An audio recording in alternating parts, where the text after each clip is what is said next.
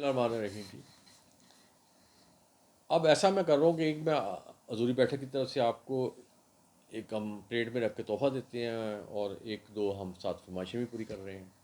تو اب یہ تحفے کی باری آ گئی.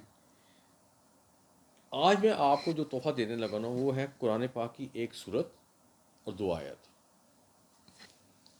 اگر آپ یہ پڑھیں گے نا تو اس کے بعد آپ معجزے دیکھیں گے.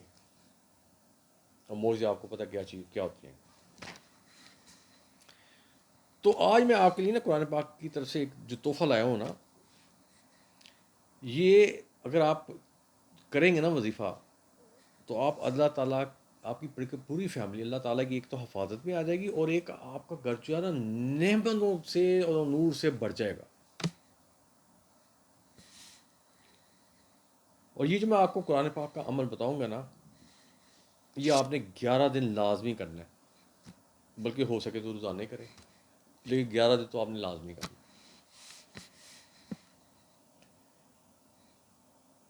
اور یہ جو قرآن پاک کی جو میں ذکر کر رہا ہوں صورت اور آیات بتانے لگوں نا، یہ ہمارے آقا رسول صلی اللہ علیہ وسلم کے علاوہ کسی کو عطا نہیں کی گئی. اب میں اس کو آپ کی اس کی آپ کو تفصیل بتاتا ہوں اور یہ وظیفہ بھی بتاتا ہوں کہ اس کو بتاتا ہوں کیسے کرنا ہے. اور یہ کہنے والے کہتے ہیں کہ یہ وظیفہ ایسا ہے جسے اللہ تعالیٰ نے زمین اور آسمان کی تخلیق سے 2000 سال پہلے لکھا تھا. اور جو آیت اور جو صورت اور 2 آیت آپ کو بتاؤں گا اس کی بہت زیادہ فضیلت ہے. یہاں سے صاحب لگائیں کہ حضرت علی رحمۃ اللہ علیہ اور حضرت عمر رضی اللہ تعالیٰ عنہ نے کا فرمان ہے کہ جو بندہ عقل مند ہوگا وہ ان کو پڑھے بغیر رات کو نہیں سوئے گا. کیوں؟ کیونکہ ان کو یہ پتہ ہے. ہر بندے کو تو نہیں پتہ لگ سکتا، کیونکہ ان کو یہ پتہ ہے کہ یہ جو آیات ہے اور یہ صورت اور جو 2 آیت ہیں یہ اللہ تعالیٰ نے اپنے محبوب کو عرش کے خزانوں سے عطا فرمائی ہوئی ہیں. اور عرش کے خزانوں کا مطلب آپ سمجھتے ہیں سارے. اب اس کا مطلب کیا نکلا؟ اب اس کا مطلب یہ نکلا کہ جو بھی اس صورت اور ان آیات کو پڑھے گا انشاءاللہ اللہ اس کی دعا 100% انشاءاللہ قبول کریں گے. کیوں کریں گے؟ کیونکہ یہ وہ چیزیں ہیں جو اللہ تعالیٰ نے اپنے محبوب کو اپنے عرش کے خزانے میں سے دی ہیں. ہر ایک کو عرش کے خزانوں سے نہیں ملتا، یہ خاص اللہ تعالیٰ، یہ تو اللہ تعالیٰ کے محبوب ہے، اس لیے ان کے لیے تو ہر چیز اللہ تعالیٰ کی طرف سے حاضر ہے. چلیں اب میں عمل کی طرف آ جاتا ہوں.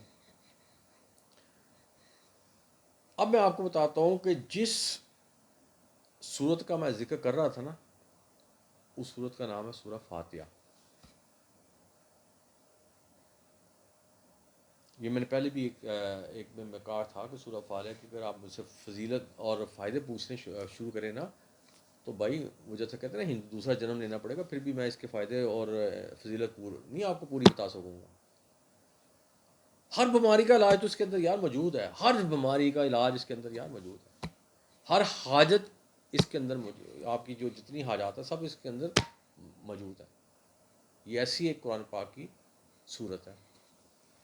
اور جو میں بار بار کہہ رہا ہوں 2 آیت وہ 2 آیت کون سی ہیں؟ وہ سورہ بقرہ کی آخری 2 آیت ہیں.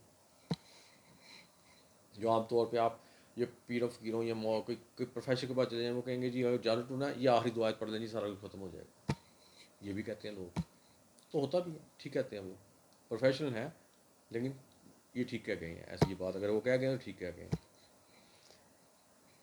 اب ہم اس کی عمل کی طرف آتے ہیں کہ بھی ٹھیک ہے صورت بھی اب میں نے بتا دی، آیات بھی بتا دی، اب کرنا کیا ہے؟ سمپل کرنا ہے. جب آپ رات کو سونے لگیں تو آپ نے 5 دفعہ پڑھ لے درود ابراہیم پڑھنا ہے. اور میں کوئی بھی درود پڑھ سکتے ہیں لیکن کیونکہ میرے نزدیک یہ اب میں اس کو افضل سمجھتا ہوں اس لیے میں تو اسی کا ذکر کرتا ہوں. ویسے تو سارے برابر ہیں. اس کے بعد پھر آپ نے 5 مرتبہ ہی سورہ فاتحہ پڑھنی ہے اور اس کے بعد پھر آپ نے 5 مرتبہ ہی 2 آیت پڑھنی ہے اور اس کے بعد پھر کلوز کرنے کے لیے 5 دفعہ آپ نے دوبارہ سورہ درود شریف درود ابراہیم پڑھنا ہے. اور جب آپ یہ چیز پڑھ لیں گے نا تو سمجھیں کہ آپ کا یہ جو عمل ہے یا یہ جو وظیفہ ہے یہ مکمل ہو گیا.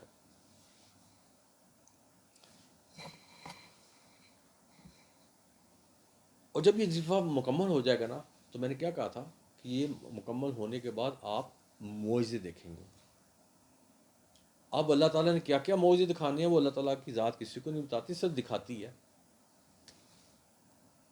تو اس لیے میں نے آپ کو پھر یہ کہا کہ آپ اپنا ایک روٹین بنا لیں کہ یار رات کو سوتے ہوئے میں نے 5 دفعہ درود ابراہیم پڑھنی ہے، چاہے یا 5 دفعہ نہیں پڑھ سکتے تو 3 دفعہ پڑھ لیں یار. پھر میں نے آگے سے یہ سورہ فاتحہ پڑھنی ہے، چل 5 نہیں یار میں اس کو 3 کر لیتا ہوں یار، پڑھ لیتا ہوں. پھر وہ جو دو آیتیں ہیں میں ان کو بھی 3 دفعہ کر لیتا ہوں. تو یہ ضروری نہیں ہے کہ یہ جو آپ نے بتائی ہے اس کی پابندی کو تھوڑا کم سے زیادہ، لیکن ہم نے اس کو کیلکولیٹ کر کے آپ کو بتایا ہوتا ہے. لیکن میں اس میں لچک آپ کے لیے لا رہا ہوں، تو آپ ایسا بھی کر سکتے ہیں. لچک میں کیوں لا رہا ہوں؟ تاکہ یار آپ اس سے بینیفٹ لو، کیونکہ یہ گاڈ گفٹڈ چیزیں ہیں. یہ قرآن وغیرہ یہ وہ چیزیں ہیں جو ہمارے اللہ تعالیٰ نے اپنے محبوب کو عرش کے خزانوں سے دی ہیں، اور وہ ہر ایک کو نہیں ملتی. یہ صرف اللہ تعالیٰ کے محبوب ہی ہیں جن کو ملتی ہیں. جیسے الف لام میم کا آپ کو بتایا تھا کہ اس کا مطلب آج تک کسی کو نہیں پتا سوائے اللہ تعالیٰ کی ذات کو. لیکن میں نے ساتھ کہا تھا کہ حضور صلی اللہ علیہ وسلم جو ان کے محبوب ہیں ان کو لازمی اللہ تعالیٰ نے یہ چیز بتائی ہوگی اس کا مطلب، ٹھیک ہے، آگے بتانے سے منع کیا ہوگا. تو یہ جو وظیفہ تھا جو میں نے ذکر کیا کہ ایک صورت اور 2 آیت، وہ میں نے آپ کو ایکسپلین کر دیا. اب میرا یہاں کام ہوتا ہے ختم، اور آپ کا کام ہوتا ہے شروع، کیونکہ آپ نے اس سے فائدہ اٹھانا ہے. اور ہمیشہ ایک آخر پہ ہمیشہ میں ایک بات کہہ کے ختم کرتا ہوں کہ ایک ہمیشہ سورہ فاتحہ کی ایک جو قرآن پاک کی آیت ہے ایاک نعبد و ایاک نستعین، اس کو ہمیشہ یاد رکھا کریں اور پڑھتے رہا کریں. اس کے ساتھ ہی آپ مجھے آپ اجازت دیں. اللہ حافظ.